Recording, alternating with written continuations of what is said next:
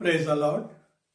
हम परमेश्वर पिता का धन्यवाद करते हैं कि उसके अनुग्रह, उसकी दया से हम उसके वचन पर अध्ययन कर सकते और अपने जीवन के लिए मार्गदर्शन प्राप्त कर सकते हैं। आज हम परमेश्वर के वचन में जाएं, उसके पहले आइए कुछ देर प्रार्थना करें। प्रभु जी, हम आपके चरणों पर अपने सिर को झुकाते हैं।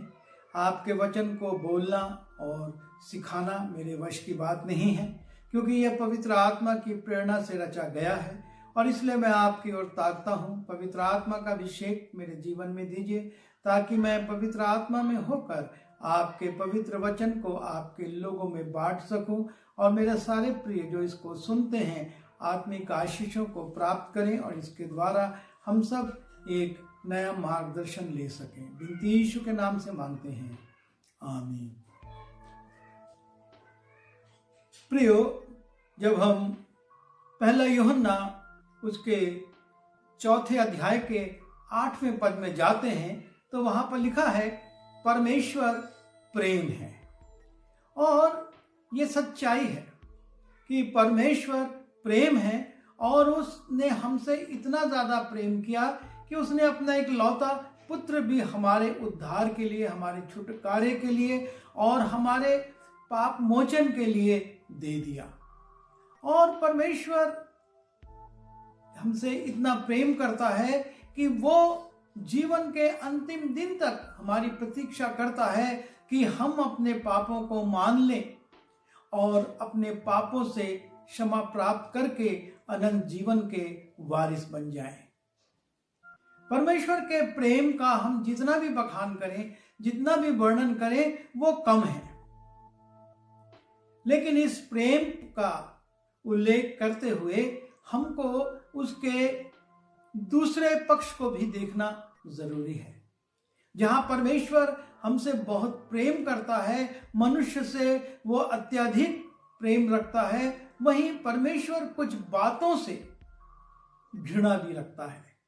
और यदि वो बातें हमारे जीवन में पाई जाती हैं तो हम उसके प्रेम पात्र नहीं बन सकते।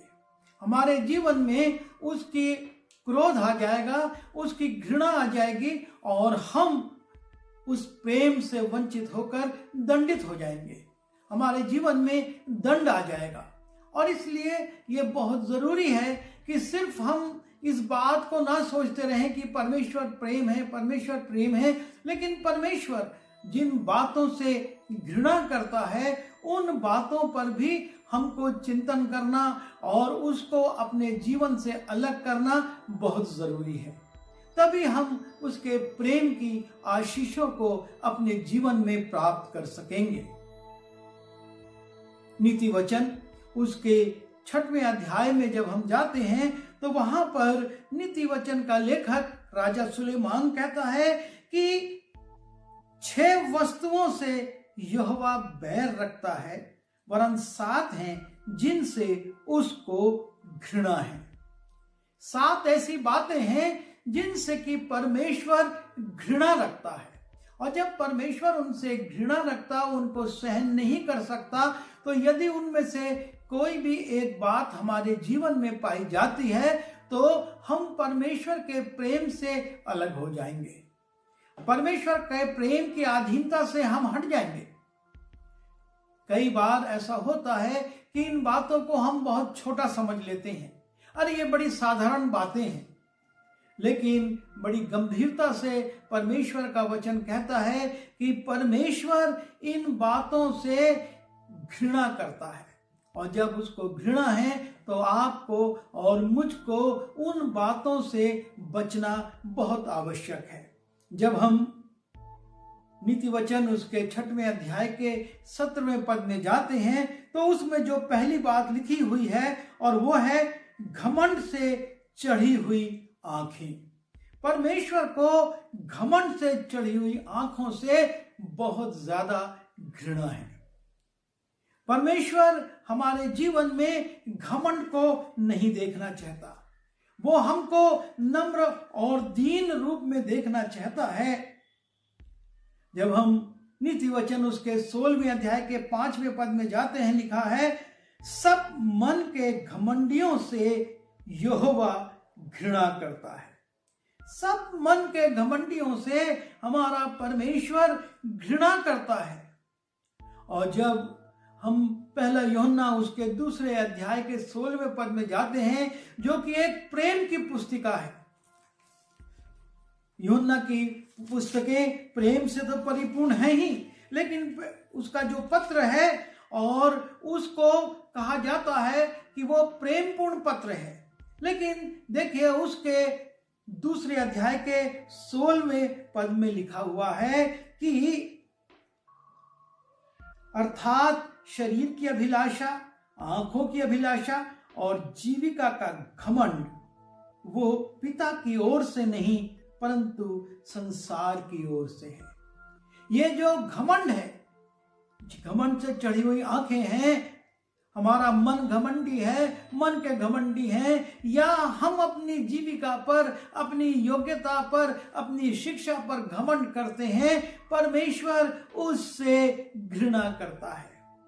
क्योंकि परमेश्वर यह जानता है कि ये जो घमंड है ये हमारे जीवन में शैतान की ओर से आता है। शैतान इब्लिस के जीवन में एक घमंड था और वहीं से ये घमंड हमारे जीवनों में आता है। और इसीलिए यीशु मसीह जब इस पृथ्वी पर थे, वो उन लोगों से जो उनके आसपास थे उनसे कहते हैं, तुम अपने पिता शैतान से। दूसरी बात जिससे परमेश्वर घृणा करता है और वो है झूठ बोलने वाली जीभ।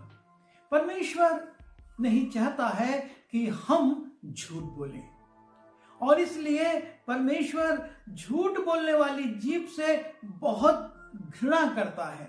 जब हम भजन संहिता उसके 12वें अध्याय के 3 पद में जाते हैं, वहां पर इस जीभ के विषय में राजा दाऊद कहता है कि इस जीभ को किस प्रकार से शुद्ध रखा जाए। प्रभु सब चापलूस होठों से घृणा करता है, और उस जीभ को जिससे बड़ा बोल निकलता है काट डालेगा। हमारा परमेश्वर न सिर्फ घृणा करता है लेकिन कहता है जिस जीभ से बड़ा बोल निकलता है उसको वो काट डालेगा। और परमेश्वर नहीं चाहता कि आप और मैं जीभ विहीन हो जाएं, और इसलिए वो चाहता है कि आप और मैं झूठ ना बोलें। अगर हम झूठ बोलेंगे तो निश्चय हम उस जीभ को अशुद्ध करते हैं जो परमेश्वर ने दी है और जिससे हम परमेश्वर की बड़ाई करते हैं। जब भजन संहिता उसके 120वें अध्याय में हम जाते हैं, राजा दाऊद कहता है, हे यहोवा, झूठ बोलने वाले मुंह से और छली जीभ से मेरी रक्षा कर। हे छली जीभ, तुझको क्या मिले और तेरे साथ और क्या अधिक किया जाए। इस छली जीभ को, इस झूठ बोलने वाले मुंह को परमेश्वर दंडित करेगा, और इसलिए बहुत जरूरी है कि हम अपने जीवन में झूठ बोलने वाली जीभ से अलग हों, अर्थात अपनी जीभ की रक्षा करें और उसको झूठ ना बोलने दें। हम छोटी छोटी बातों में झूठ बोल जाते हैं, छोटी छोटी बातों में हम सोचते हैं कि अरे इससे क्या होगा, लेकिन नीति वचन उसके 19वें अध्याय के 22वें पद की दूसरी लाइन में लिखा है, निर्धन जन झूठ बोलने वाले से उत्तम है। परमेश्वर गरीब को, निर्धन को पसंद करता है, लेकिन झूठ बोलने वाले धनाढ्य से उसको घृणा है। हमारा परमेश्वर झूठ बोलने वालों से घृणा करता है। और तब हम तीसरे में जाते हैं, नीति वचन उसके 6वें अध्याय के 18वें पद में लिखा है कि और निर्दोष का लहू बहाने वाला हाथ। निर्दोष व्यक्ति का जो लहू बहाता है परमेश्वर उससे घृणा करता है।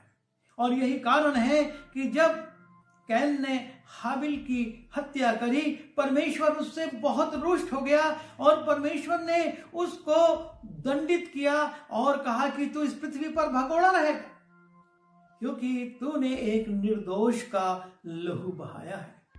और जब हम यशाया की पुस्तक उसके पहले अध्याय के 15वें पद में जाते हैं, वहां पर हम देखते हैं परमेश्वर यशाया के माध्यम से अपने लोगों से कहता है, चाहे तुम कितनी भी प्रार्थना क्यों ना करो, मैं उसको नहीं सुनूंगा। परमेश्वर हमारी प्रार्थनाओं के लिए कहता है कि मैं नहीं सुनूंगा, जब तुम मेरी ओर हाथ फैलाओ तब मैं तुमसे मुख फेर लूंगा। ना सिर्फ वो हमारी प्रार्थनाओं को नहीं सुनेगा, वो अपना मुख भी हमारी ओर से फेर लेगा। तुम कितनी ही प्रार्थना क्यों ना करो तो भी मैं ना सुनूंगा, क्योंकि तुम्हारे हाथ खून से भरे हैं। तुम्हारे हाथ खून से भरे हैं, इसलिए मैं तुम्हारी प्रार्थना को नहीं सुनूंगा और अपना मुख भी तुम्हारी ओर से फेर लूंगा। निर्दोष का लहू बहाना, और इस लहू बहाने का मतलब सिर्फ हत्या कर देना नहीं है, लेकिन जब हम पर्वतीय उपदेश में जाते हैं, यीशु मसीह कहते हैं, यदि तुम अपने भाई को मूर्ख कहते हो तो भी तुम हत्या के अपराधी हो। अर्थात हम सामान्य जीवन में अपने लोगों के साथ किस प्रकार का आचरण करते हैं। सिर्फ छुरी तलवार या बंदूक से हत्या नहीं होती, लेकिन हम कई बार अपनी जुबान से, कई बार अपने बोलों से लोगों के अहम को, उनके विश्वास को, उनके सोच को और उनके प्रेम को मार देते हैं। और ये भी परमेश्वर पसंद नहीं करता, वो इससे घृणा करता है। जब हम आगे बढ़ते हैं तो हम नीति वचन उसके 6वें अध्याय के 18वें पद में देखते हैं, लेखक कहता है कि परमेश्वर एक और चीज है जिससे घृणा करता है, अनर्थ कल्पना गढ़ने वाला मन। वो ना सिर्फ घमंड से चढ़ी आंखों से, ना सिर्फ झूठ बोलने वाली जीभ से, और ना सिर्फ निर्दोष का लहू बहाने वाले हाथ से घृणा करता है, लेकिन वो हमारे मन में जो अनर्थ कल्पनाएं गढ़ी जाती हैं, जो अनुचित बातें गढ़ी जाती हैं, उनसे भी घृणा करता है। जब हम नए नियम में जाते हैं और लोग यीशु मसीह से पूछते हैं, मनुष्य को अशुद्ध क्या करता है, तो यीशु मसीह कहते हैं, मनुष्य जो खाता है उससे वो अशुद्ध नहीं होता, क्योंकि वो तो पेट में जाता और निकल जाता है। लेकिन जो मनुष्य के मुंह से निकलता है वो उसको अशुद्ध करता है, क्योंकि वो मुंह से नहीं, उसके मन से निकलता है। ये उसका सोच है, उसका विचार है, ये जो व्यभिचार है, ये जो बुरी कल्पनाएं हैं, ये जो अनुचित बातें हैं, ये हमारे मन से निकलती है। और इसलिए परमेश्वर का वचन कहता है कि परमेश्वर अनर्थ कल्पना गढ़ने वाले मन से घृणा करता है। परमेश्वर को ऐसे मन से घृणा है। जब हम नीति वचन उसके 16वें अध्याय में जाते हैं और उसके 30वें पद को देखते हैं, वहां पर हम पाते हैं कि भजन का लेखक क्या कहता है। आंख मूंदने वाला छल की कल्पनाएं करता है।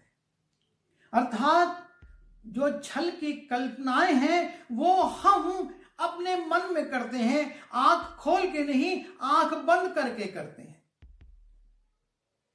हम गलत कल्पनाएं, धोखा देने की कल्पनाएं, लोगों के साथ गलत व्यवहार करने की पहले कल्पना करते हैं, पहले उस पर विचार करते हैं, उसके बाद वो हमारे मन मस्तिष्क पर हावी होकर हमसे काम करवाती है। और इसलिए अनर्थ कल्पना गढ़ने वाले मन से परमेश्वर घृणा करता है।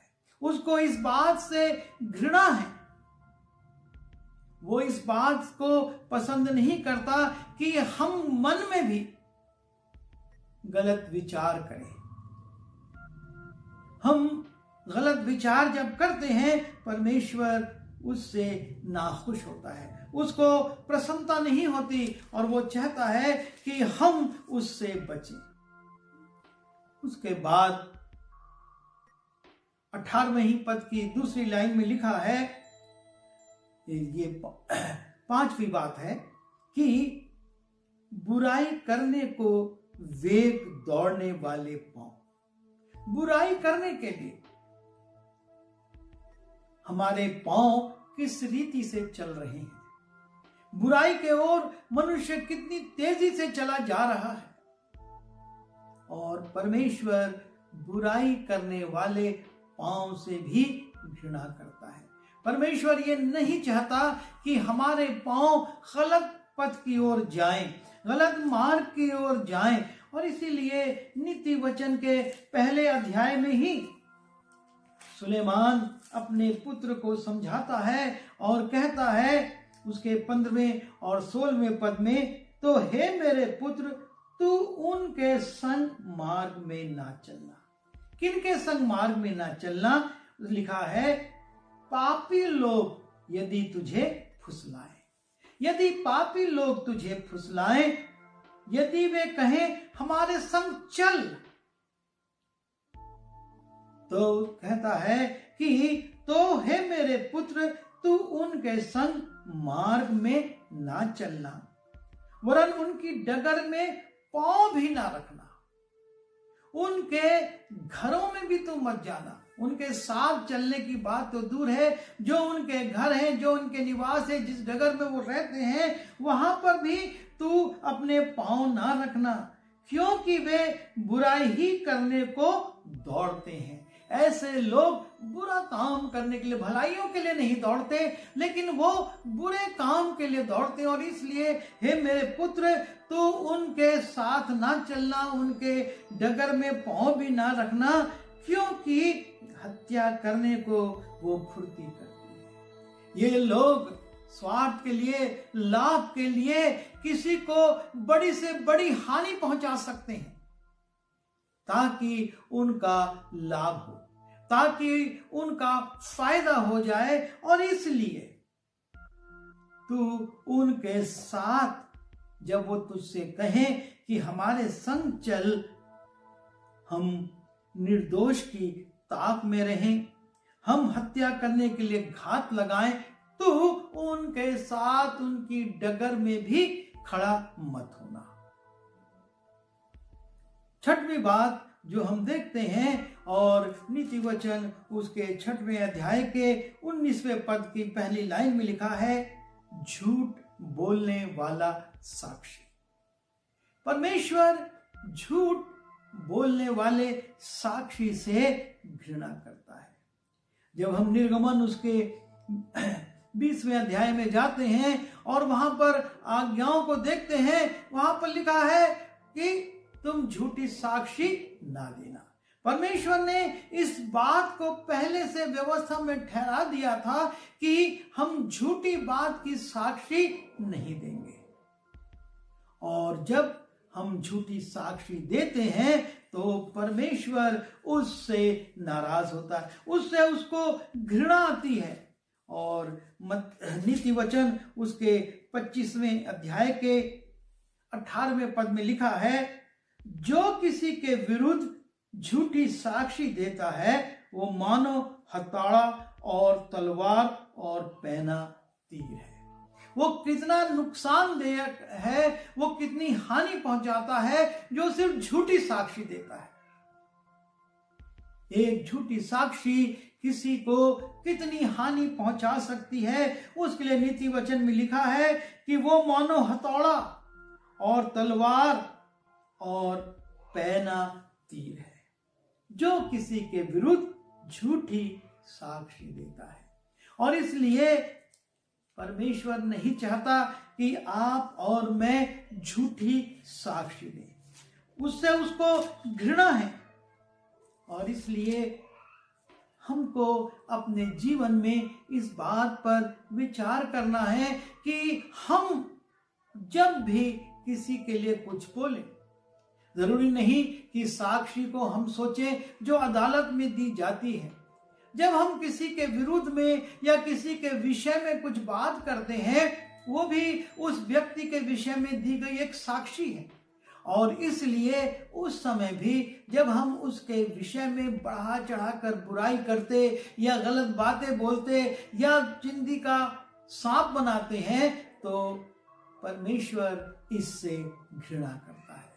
वो ये नहीं चाहता कि हम किसी की झूठी साक्षी दें, हम किसी के लिए झूठी बातें फैलाएं, अफवाहें फैलाएं, उसकी छवि खराब करने के लिए, उसके व्यक्तित्व पर दोष लगाने के लिए हम गलत गलत बातें लोगों से जब करते हैं तो परमेश्वर इससे भी घृणा करता है।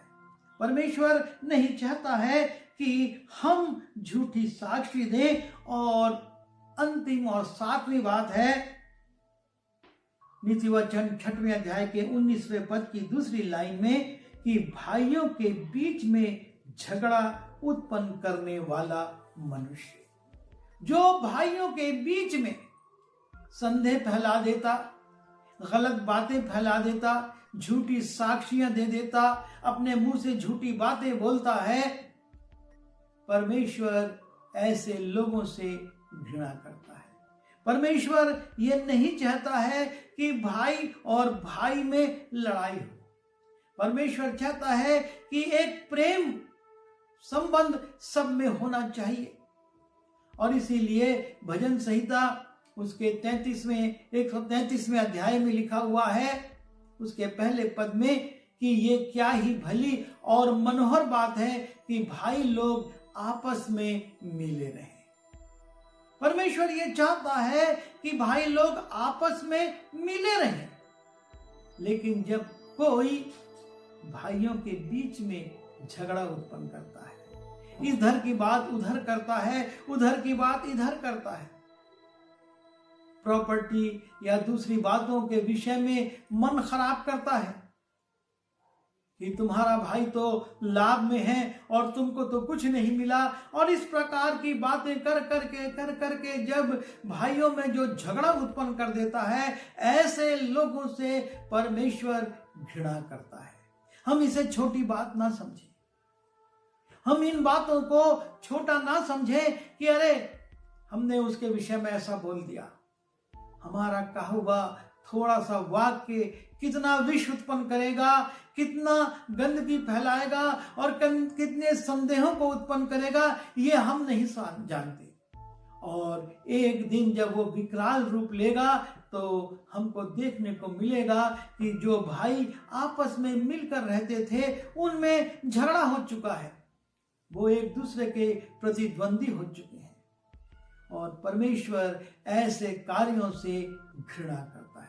और इसीलिए प्रेम करने वाला परमेश्वर, जिसके विषय में हम कह रहे थे कि वो प्रेम है, वो परमेश्वर जिन बातों से घृणा करता है, यदि हम जाने में अनजाने में या अपने लाभ के लिए या अपने स्वार्थ के लिए या अपनी तुष्टि के लिए, अपने अहम के लिए इन बातों को अपने जीवन में आने देते हैं तो हम परमेश्वर के प्रेम से अलग हो जाएंगे, हम परमेश्वर के प्रेम से दूर हो जाएंगे, हमारी हानि हो जाएगी, क्योंकि परमेश्वर कहता है इन बातों से मैं घृणा करता हूं।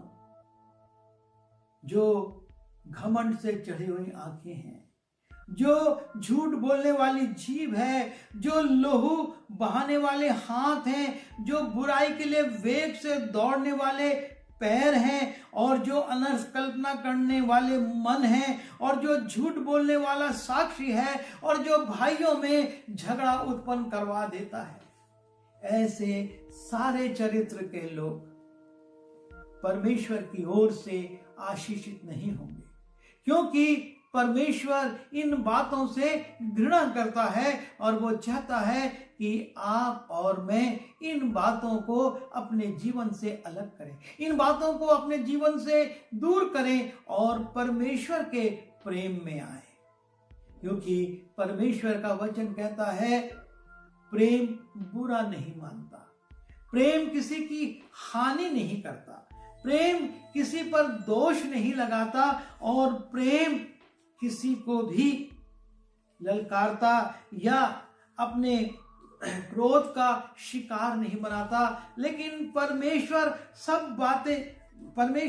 का प्रेम सब बातों को सह लेता है। परमेश्वर का प्रेम सब बातों को अपने ऊपर आने देता है। जैसा कि यीशु मसीह ने हर बात सही, लेकिन उसने अपने धीरज को नहीं छोड़ा।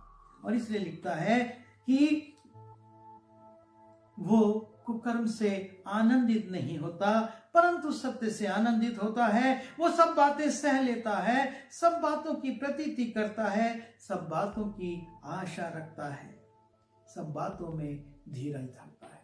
हमको अपने प्रेम को इस रीति से प्रकट करना है। तभी जब ये बात हम कहते हैं कि परमेश्वर प्रेम है, तो हमारे अंदर उस परमेश्वर का गुण प्रेम आना है, ना कि शैतान का गुण, जिससे कि परमेश्वर घृणा करता है।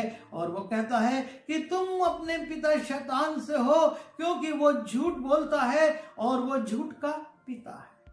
हम सावधान हो जाएं और अपने प्रेम को प्रकट करने वाले हो, ताकि परमेश्वर के प्रेम में बढ़ सके। आइए हम दुआ करें। परमेश्वर पिता, हम धन्यवाद देते हैं कि आप प्रेम हैं और आप हमसे प्रेम करते हैं, और आप हमसे भी यही चाहते हैं कि हम प्रेम करें। और इसलिए वो बुराइयां जिनसे आपको घृणा है, हमारे अंदर से दूर कीजिए और हमको एक प्रेम करने वाला मनुष्य बनाइए, ताकि हम आपके प्रेम को प्रकट करते हुए आपको महिमा दें और उस मुकुट को प्राप्त कर सकें जो हर प्रेम करने वाले को आप देने वाले हैं। विनती यीशु मसीह के नाम से मांगता हूँ, आमीन। आइए आशीष ग्रहण करें। अब परमेश्वर पिता का प्रेम, प्रभु यीशु मसीह का अनुग्रह और पवित्र आत्मा की सहभागिता इस वचन को सुनने वाले और इस वचन पर चलने वालों के साथ यीशु मसीह के दूसरे आगमन तक बनी रहे। आमीन।